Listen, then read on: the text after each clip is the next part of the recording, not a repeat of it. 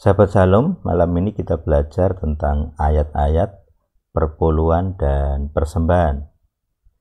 Jadi saya melihat ada salah satu debat antara Beng Cu dan David Tong sepertinya ya. Jadi yang dibahas adalah perbedaan perpuluhan, perbedaan persembahan. Nah, di sini saya akan tunjukkan ayat-ayat, ada 2-3 ayat yang akan saya tunjukkan.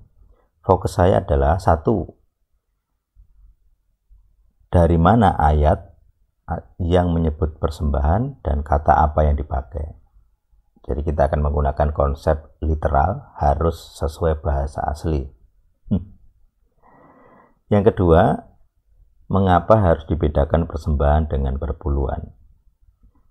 Apakah harus diberikan ke gereja dan sebagainya? Nah, itu mungkin bahasan selanjutnya. Tapi kali ini saya akan tunjukkan bahwa sebenarnya perdebatan definisi persembahan perpuluhan itu agak-agak absurd ya.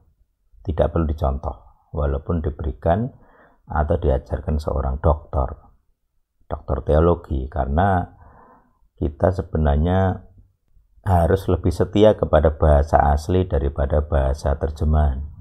Karena kata persembahan itu adalah tafsir dan beda makna dengan bahasa asli. Nah, kita akan melihat buktinya dari bahasa asli Ibrani, dari kata-kata yang berkaitan. Jangan lupa komen, subscribe, dan bagikan kepada teman-teman Anda yang masih bingung tentang persembahan dan perpuluhan. Tuhan yang hidup selalu bersama kita. Amin. Nah, kali ini kita akan belajar tentang perdebatan. Ini saya memantau akunnya Beng Cu ya. Nah, jadi kita, kalau saya ini tidak terlalu peduli dengan siapapun yang bicara gitu ya. Jadi yang saya pentingkan adalah apa isi pembicaraannya.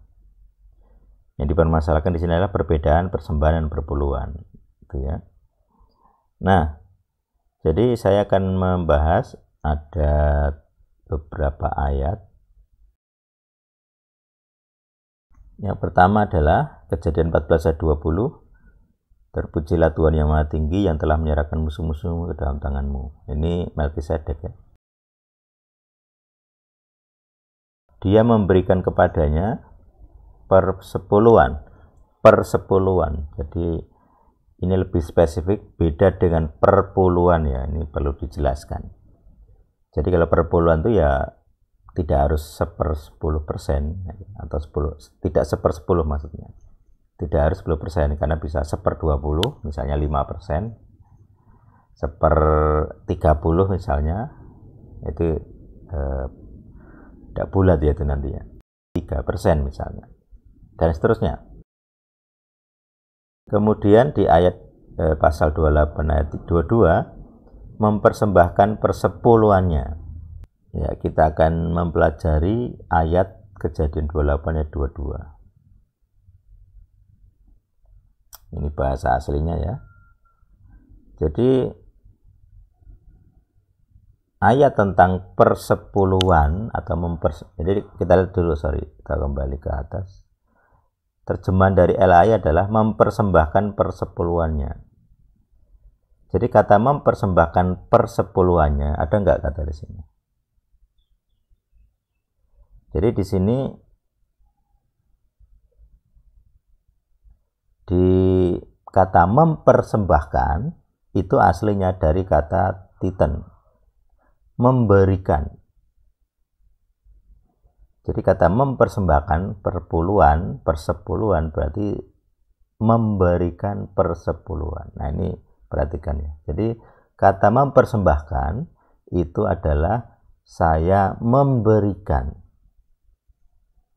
Nah, memberikan apa? Ini 1/10 ya. Asarenu.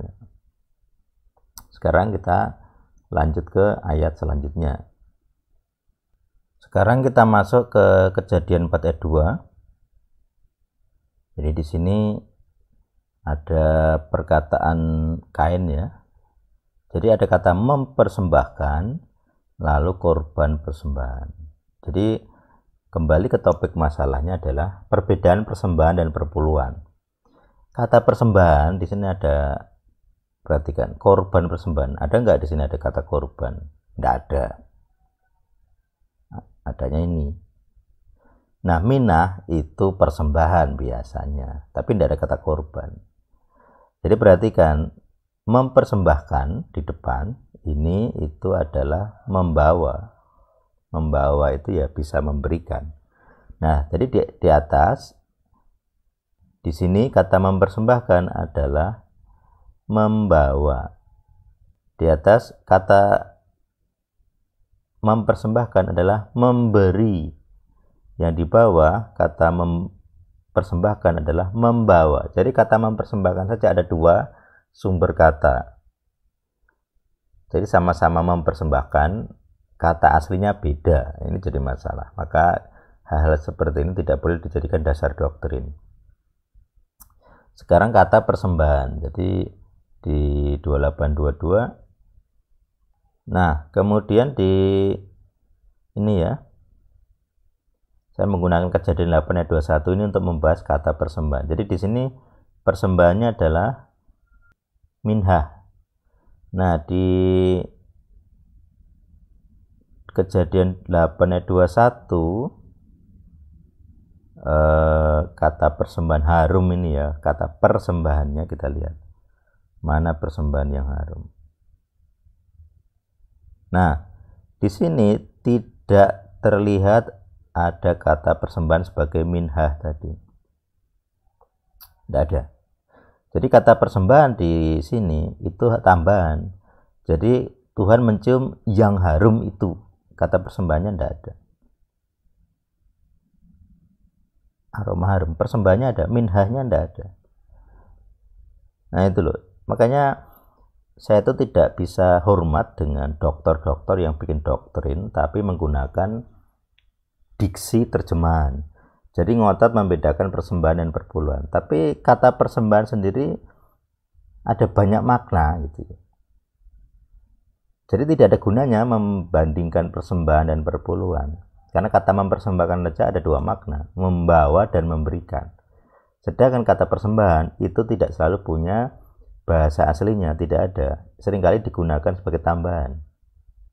Seperti di Kejadian 8:21. Tidak ada kata persembahan, minhahnya tidak ada.